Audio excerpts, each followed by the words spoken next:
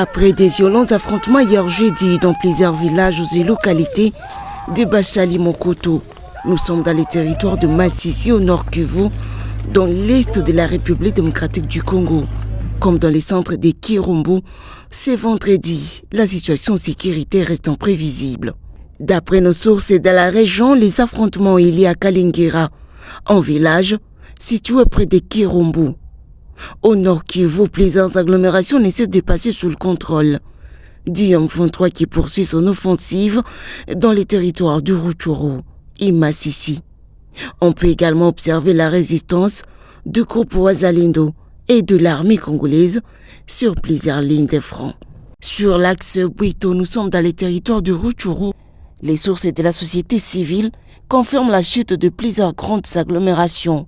Pour cette question, les commandants des opérations dans cette partie étaient vite rappelés dans la capitale congolaise. Une dizaine d'officiers de l'armée congolaise ont été rappelés à Kinshasa par l'état-major général après la prise d'Orwindi par le M23. Nous sommes dans le territoire de Rutshuru au nord Kivu, à l'est de la République démocratique du Congo. C'est le chef d'état-major général de forces armées congolaises, le général d'armée Christian Chiwewe Songesha, à travers un télégramme qui nous est parvenu, qui a rappelé à Kinshasa 9 officiers au total. Parmi ces officiers, nous citons le général-major Chiko Chitambwe, qui venait à peine d'être nommé commandant des opérations de l'axe Rwindi, et le général de brigade, commandant de la 32e brigade de réaction rapide. Ces derniers sont rappelés dans la capitale congolaise afin d'être soumis aux interrogatoires après la chute d'Orwindi, je cite, émanant de la commission d'enquête sur la chute d'Orwindi, toutes affaires cessantes, vous devez vous mettre en route pour Kinshasa, peut-on lire dans ce document.